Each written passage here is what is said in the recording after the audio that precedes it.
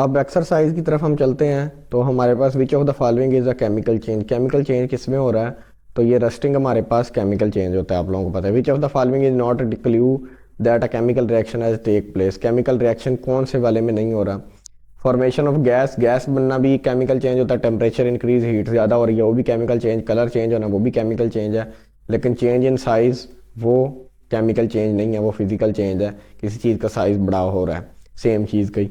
N example of a chemical change is, chemical change इसमें से कौन सा हो रहा है? बेकिंग अ ब्रेड डो, ये वाली हमने पीछे ही पढ़ी है। Which of the following statement does not describe a reversible change, कि कौन सा रिएक्शन जो है वो हो जाए लेकिन उसके बाद वापस को ना हो सके, यानी कि रिवर्स नहीं हो सकता, हम उस चीज़ को वापस दोबारा वो नहीं बना सकते। तो एक्सप्लोडिंग का फायर वर्क, यानी कि ये जो पटाखे मारते हैं, पटाखों को वापस तो नहीं हम दोबारा उसी चीज़ को इस्तेमाल करके बना सकते दोबारा पटाखा। एक दफ़ा चल गया तो वो ज़ाया हो जाता है। Which of the following is not a reaction in the combustion, तो फ्यूल्स जो भी नहीं है, वैक्स इसमें फ्यूल नहीं है। आगे हमारे पास है कि ये फिल इन द ब्लैंक्स इसकी वो हम फिल करेंगे। तो ये भी बड़ी इंपॉर्टेंट है, इनको ज़रा देखें समझे। When a fuel Burns it release energy, जब फ्यूल बर्न होता है तो वो कौन सी एनर्जी रिलीज करती है? तो वो हीट एनर्जी होती है। Rusting of steel is an example of change, तो रस्टिंग हम मैंने पहले ही बताया केमिकल चेंज होता है। Fuel reacts with gas when Burns, कि जब फ्यूल रिएक्ट करता है गैस के साथ और जलता है तो वो किसके साथ जलता है? फ्यूल रिएक्ट्स, गैस तो होती है हमारे पास, ठीक है, लेकिन कौन सी गैस? वो ऑक्सीजन गैस हो तो तब वो फ्यूल रिएक्ट करता है और जलता है। आगे in a change atoms are combined to form molecules, तो ये केमिकल चेंज होता है हमारे पास, तो तब जाके यहाँ पे मॉलिक्यूल्स बनते हैं। When carbon Burns gas is produce, तो कौन सी गैस? तो वो कार्बन डाइऑक्साइड गैस बनती है हमारे पास। अब ये बेकिंग केक वाला एक है क्वेश्चन, तो इसमें ये वाला सी वाला बहुत इंपॉर्टेंट है। ये एट्थ की बुक में भी है और ये हमारे में भी आ गया और इस साल आया भी हुआ था पेपर में एट्थ वालों के। तो देखते हैं यही फर्स्ट टर्म वाले में। तो देखते हैं अब ये कलीम ने एक केक बेक किया है ओवन में। बेकिंग केक एक केमिकल चेंज है। Describe one change that happens during a chemical change, वो कह रहा है एक चेंज बताएं जो केक बनाने के दरमियान में हुआ है इसके पास। तो एक जो केमिकल चेंज हैपन हुआ है ना during chemical change in baking cake में, के जो रॉ मटेरियल था या रॉ इंग्रेडिएंट्स थे, मतलब शुगर वगैरह, सूजी वगैरह, जो भी इसके अंदर डलता है, तो उन सारी चीज़ों को जब उसने मिलाया है ना, तो एक हमारे पास बिल्कुल ही नई चीज़ बन गई है। पहले तो वो छोटे छोटे ऐश टाइप क्रिस्टल्स टाइप थे, सूजी के दाने, साल्टी टाइप्स, जिस तरह साल्ट होता है ना छोटे छोटे ज़रे से, तो ज़रे नुमा शक्ल थी। तो फिर जब उसने बनाया तो एक बिल्कुल बाकायदा गोल सी हमारे पास शेप आ गई उसकी, नया सब्सटेंस बन गया, नई चीज़ बन गई। पहले तो वो सूजी थी, ठीक है, साल्टी सा ऑब्जेक्ट था, अब वो थोड़ा सा सॉलिडिफाई हो गया, फ्लफी सा हो गया, उसकी प्रॉपर्टीज़ चेंज हो गई हैं। पहले तो उसकी प्रॉपर्टीज़ वो सिर्फ सूजी थी, वो ना कौड़ी ना मीठी, अब वो मीठा भी हो गया, यानी कि उसका टेस्ट भी आ गया थोड़ा सा, उसकी शक्ल भी बन गई है, सॉलिड भी हो गया, फ्लफी भी हो गया, यानी कि दबदबा सा दबा सकें जिसको केक को, ठीक है। टेस्ट भी चेंज हो गया और टेक्सचर भी उसका चेंज हो गया, ठीक है, शेप वगैरह, डिज़ाइन सारी। नेक्स्ट बड़ा इंपॉर्टेंट है अब यहाँ से, क्लीम added baking powder to cake mixture before he put it in the oven. Baking powder contain sodium hydrogen carbonate also called bicarbonate, ये बड़ी इंपॉर्टेंट चीज़ है। सोडियम हाइड्रोजन कार्बोनेट को बाइकार्बोनेट ऑफ सोडा और सोडियम बाइकार्बोनेट भी कहते हैं। When sodium hydrogen carbonate is heated it breaks down, ये टूट जाता है। It makes sodium carbonate, sodium carbon dioxide और वाटर। तो पहला तो बड़ा इजी है कि राइट कि इसकी वर्ड इक्वेशन बनाएं। तो वर्ड इक्वेशन बनाना कोई मुश्किल काम ही नहीं है। उसी तरह आप लोगों ने क्या कहते हैं, सोडियम हाइड्रोजन कार्बोनेट लिखना है, ठीक है, बेकिंग पाउडर के अंदर उसने डाल दिया था, ठीक है। अब यहाँ पे यहाँ तो आप एरो के ऊपर एक ट्रायंगल बना दें या उसको यहाँ नीचे हीट लिख दें, दोनों में से एक चीज कर सकते हैं। ट्रायंगल का मतलब भी हीट ही होता है, ठीक है। तो आगे साथ लिख दें। अब उसने आगे खुद ही बता दिया कि सोडियम कार्बोनेट बना था, हीट दी तो ये टूटा, सोडियम कार्बोनेट बना, कार्बन डाइऑक्साइड बनी और वाटर बना। अगर तो वो कोई और दूसरी केमिकल इक्वेशन कहें तो ये Na2HCO3 होता है और ये Na सोडियम कार्बोनेट है, Na2CO3 हो गया और ये CO2 और प्लस H2। तो केमिकल इक्वेशन भी आ सकती है, तो वो भी आप लोग ज़हन में रख लें, लिख लें बेशक साथ अपने। आगे क्या है, why is baking powder added to cake mixture, के बेकिंग पाउडर इसके केक के मिक्सचर में क्यों ऐड किया जाता है? तो baking powder is added to the cake mixture to help the cake rise, यानी कि बड़ा हो सके, फूल सके, फ्लफी हो सके, यानी कि थोड़ा सा नरम हो सके। The carbon dioxide gas produce during the breakdown of sodium hydrogen carbonate sorry, तो जब यानी कि सोडियम हाइड्रोजन कार्बोनेट टूटता है तो उसके अंदर से कार्बन डाइऑक्साइड गैस भी निकलती है। It creates the bubbles in the cake mixture, ये बबल से बनाती है वो जब आप इसको उबाल रहे होते हैं ना सारे मिक्सचर को, ठीक है, वो आप लोगों ने देखा होगा शायद घर में। तो making the cake light and Airy, यानी कि थोड़ा सा फूला हुआ और हल्का उसका वजन कर देता है क्योंकि कार्बन डाइऑक्साइड इसके अंदर से निकल जाती है।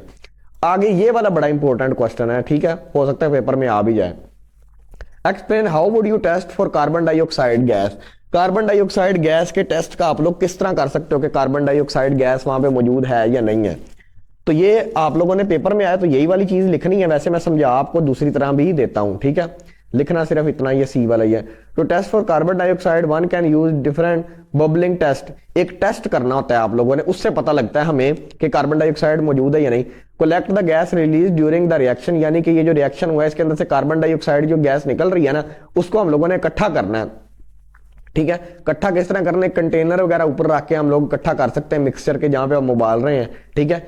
And then the bubble the gas through lime water calcium hydroxide solution, तो यानी कि कैल्शियम हाइड्रोक्साइड का जो सोल्यूशन होता है ना, एक हम अलग हमने सोल्यूशन लेना है, कैल्शियम हाइड्रोक्साइड सोल्यूशन, आगे मैं दिखाता हूं, अभी समझ लें पहले। तो उसके अंदर हमने वो वाली कार्बन डाइऑक्साइड गैस रिलीज करनी है। अगर तो वो जो इसको है ना लाइम वाटर भी कहते हैं, लाइम वाटर का दूसरा नाम है कैल्शियम हाइड्रोक्साइड, ठीक है, सोल्यूशन तो वैसे ही लिखा है, चलो वो लिक्विड था। लाइम वाटर अगर तो उसका लाइम वाटर का कलर मिल्की या क्लाउडी हो गया तो उसका मतलब है कि उसके अंदर कार्बन डाइऑक्साइड गैस मौजूद है। अब यहां से जरा समझे, ये हमारे पास था इस तरह हम लोगों ने, एक ये हमारे पास होता है क्या कहते हैं लाइम वाटर है, ठीक है, और ये हमारे पास होता है ये सल्फ्यूरिक एसिड, पता नहीं कहां से इसने रख दिया, इसको एक दफा छोड़ दें। यहां पे फर्ज करो कैल्शियम हाइड्रोक्साइड हमारे पास है, जो हमने पढ़ा था, हमारे पास क्या था, कैल्शियम हाइड्रोक्साइड का सोल्यूशन है, ठीक है, कैल्शियम हाइड्रोक्साइड का सोल्यूशन है हमारे पास, फर्ज करें ये कैल्शियम कार्बोनेट की जगह, इसको छोड़ दें, ये एक किस्म का इग्नोर करें।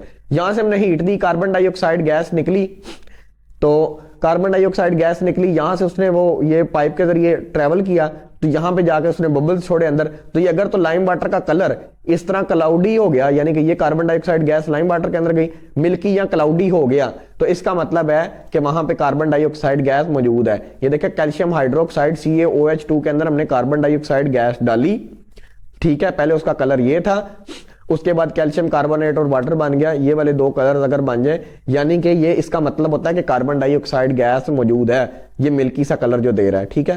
तो ये बड़ा इंपॉर्टेंट क्वेश्चन है, ये लाजमी आप लोगों ने याद करना है, ये वाला सी वाला। अब हमारे पास है शॉर्ट क्वेश्चंस आगे, कि सबसे पहला है name the only state of matter that can be easily compressed, जिसको आसानी से दबाया जा सके। तो ओनली स्टेट ऑफ मैटर जिसको आसानी से कंप्रेस किया जा सकता, दबाया जा सकता है, तो गैस जो है उसको इजीली हम लोग कंप्रेस कर सकते हैं। उसके बाद हमारे पास आ गया what happens to the speed at which particles move when they are heated, यानी कि जब पार्टिकल्स को हीट किया जाता है तो उनकी स्पीड के साथ क्या होगा या उनकी क्या मूवमेंट होगी। तो जब पार्टिकल्स को हीट किया जाता है तो ये मूव करते हैं फास्टर, यानी कि तेज़ी से एक जगह से दूसरी जगह मूव करते हैं। Which two states of matter flow easily, यानी कि बहाया जा सकता है, यानी कि ईजीली एक जगह से दूसरी जगह शिफ्ट किया जा सकता है, जिसको कह लें, यानी कि ना ये ईजीली फ्लो, बहाव होता है फ्लो का मतलब, असल में ना फ्लो एक जगह से दूसरी जगह फ्लो करवाया जा सके। तो अब लिक्विड और गैस जो है उसको हम लोग पाइप्स के ज़रिए भी फ्लो करवा सकते हैं, लेकिन सॉलिड जो चीज़ होगी उसको पाइप्स के ज़रिए फ्लो करवाना बड़ा मुश्किल काम हो जाएगा या नहीं होगा हमसे। Give two examples of a chemical change, chemical change के कोई भी दो एग्जाम्पल्स दे सकते हैं आप लोग, रस्टिंग भी है, डाइजेशन भी है, डाइजेस्टिंग फूड, बर्निंग वुड, इस तरह की, बर्निंग पेपर, ठीक है, ये वाली सारी एग्जाम्पल्स इसके अंदर आ जाएंगी। अब आगे हमारे पास है लॉन्ग क्वेश्चंस, तो इनको देखते हैं कि सबसे पहला है explain in detail the difference between physical and chemical change with two examples, कि फिजिकल और केमिकल चेंज का पहले थोड़ा सा आपने एक्सप्लेनेशन देनी है और उसके बाद उसकी दो एग्जाम्पल्स देनी है। तो सबसे पहले फिजिकल चेंज जो होती है उसके अंदर जो सब्सटेंस होता है, जो चीज़ होती है मेन, उसकी आइडेंटिटी सेम ही रहती है। वो जिन चीज़ों से बनी है वो उन्हीं चीज़ों से ही, सेम चीज़ों से ही बनी रहती है, ठीक है। जिस तरह वाटर है तो वो H2O से ही बना रहता है, बेशक वो उसकी आइडेंटिटी चेंज हो जाए, लिक्विड से सॉलिड हो जाए, वो आइस बन जाए, लेकिन वो आइस भी H2O ही होती है। उसकी फिजिकल अपीयरेंस भी बाज़ दफ़ा सेम ही रहती है। स्टेट बे हो सकता है उसकी चेंज हो जाए, स्टेट यानी कि सॉलिड से लिक्विड, लिक्विड से सॉलिड, इस तरह करके, या गैस या वेपर बन सकती है। बाकी उसकी आइडेंटिटी वगैरह सब्सटेंस की सब कुछ हो सकता है, उसकी फिजिकल अपीयरेंस भी सेम ही रहे, लेकिन उसमें स्टेट ज़रूर चेंज होगी, सॉलिड, लिक्विड या गैस की, ठीक है, मैटर की। No new substances are form, कोई नया सब्सटेंस नहीं बनेगी, कोई नया कंपाउंड नहीं बनेगा फिजिकल चेंज के दरमियान, ठीक है। एग्जाम्पल में इसकी मेल्टिंग आइस जो कि सॉलिड से लिक्विड, और इवेपोरेटिंग वाटर, और यानी कि लिक्विड से गैस। केमिकल चेंज के अंदर एक नई चीज़ हमारे पास बन के आती है कंपाउंड के तौर पे, ठीक है, बिल्कुल ही एक न्यू चीज़ बन जाएगी। केमिकल चेंज आ रहा है, चेंजेज में जो सब्सटेंस है, कोई चीज़ है हमारे पास, वो एक नई चीज़ में कन्वर्ट हो जाएगी, और उसकी जो प्रॉपर्टीज़ होंगी वो भी डिफरेंट होंगी। अगर तो वो पहले फ़र्ज़ करो ग्रीन थी तो अब वाइट हो जाए, वाइट थी तो ग्रीन हो जाए, कलर वगैरह इस तरह का, या उसका टेस्ट वगैरह किसी चीज़ का, वो सारा चेंज हो सकता है। केमिकल बॉन्ड्स जो होते हैं वो पहले वाले टूट जाते हैं, नए केमिकल बॉन्ड्स बन जाते हैं। एग्जाम्पल इसके अंदर बर्निंग ऑफ वुड, रस्टिंग आ सकता है, डाइजेस्टिंग फूड, जो भी पीछे हमने सारी पढ़ी थी। उसके बाद क्वेश्चन नंबर 2 क्या है, explain the process of combustion and rusting with the help of equation. तो कंबस्चन का सबसे पहले डेफिनेशन तो यही लिखनी है जैसे एज इट इज़। वैसे जो पीछे लिखा हुआ है ना सारा, वो सबसे ज़्यादा बेस्ट है, जो आपकी बुक में लिखा हुआ है कंबस्चन के हवाले से, कि कंबस्चन ये मटेरियल्स कैन इग्नाइट, क्योंकि लॉन्ग क्वेश्चन है तो यहाँ तक कर लें। उसके अलावा इसकी ये वाली इक्वेशन है कंबस्चन की, ठीक है। उसके अलावा दूसरा रस्टिंग है, तो रस्टिंग की आप लॉन्ग है तो ये वाला थोड़ा सा लिख लें, ठीक है, इतना सा, और ये वाली जो इसकी इक्वेशन है वो ये वाली बनती है, ठीक है, आप ये लिख लें, इतना सा ही होगा। ये वाला भी कुछ लिखा हुआ है, ये भी लिख सकते हैं, मर्जी है। ये भी वही डेफिनेशन और नीचे इक्वेशन लिखी है, ये थोड़ी सी लंबी इक्वेशन बैलेंस करके इसने लिखी हुई है तकरीबन वही, ठीक है। तो लेकिन बैलेंसिंग में वो थोड़ा सा फिर आगे पीछे हो जाता है। ये वाली आप रहने दें क्योंकि ये थोड़ी सी मुश्किल है और इसका नाम भी आ जाता है। जो बुक में लिखी है वो ठीक है, ये वाली भी आप लोगों ने बुक वाली ही कर लेनी है, ठीक है। जो चीज़ लिखी हुई है ऊपर एक्सप्लेनेशन वो भी वही वाली लिख लेना ताकि सेम ही रहे। आगे हमारे पास क्या क्वेश्चन है, हम लोग क्वेश्चन देखते हैं ज़रा। तो क्वेश्चन हमारे पास है कि what changes are observe during chemical reaction. जब केमिकल रिएक्शन होता है तो उसके अंदर कौन सी चेंजेस आती हैं।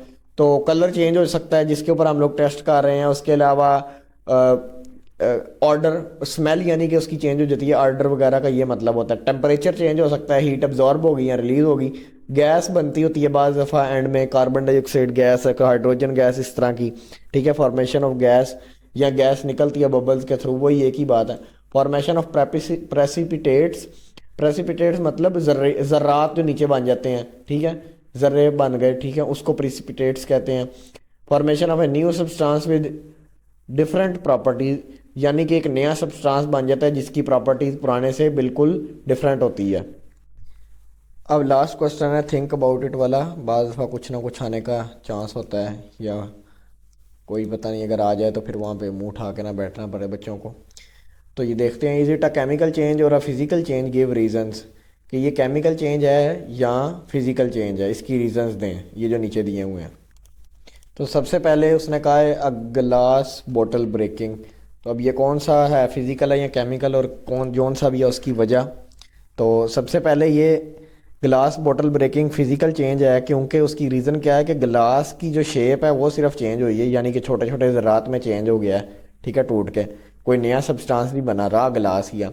Butter and sugar being made into toffee, यानी कि अब बटर और शुगर को उसने ऐड किया तो एक नई चीज़ बनी है हमारे पास, टॉफ़ी। तो ये केमिकल चेंज है, क्योंकि एक तो उसको हीट मिली है तब वो, यानी कि उसको बेक किया तब जाके वो टॉफ़ी बनी है, और उसके अलावा नई प्रॉपर्टीज़ उसने सब्सटेंस ने प्रोड्यूस की हैं। एक तो ये कि उसका टेस्ट चेंज हुआ है, वो मीठी हो गई है।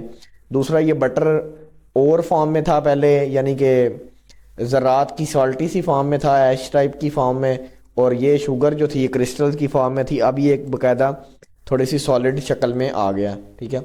Cotton being woven to make sheets, तो एक तो ये फिजिकल चेंज है, क्योंकि कॉटन की जो फाइबर्स हैं यानी कि जो कॉटन थी उसको रीअरेंज ही किया उन्होंने, यानी कि दूसरी शक्ल उसको और दी है, लेकिन मटेरियल सेम ही रहा है, यानी कि कॉटन की ही शीट्स रही हैं।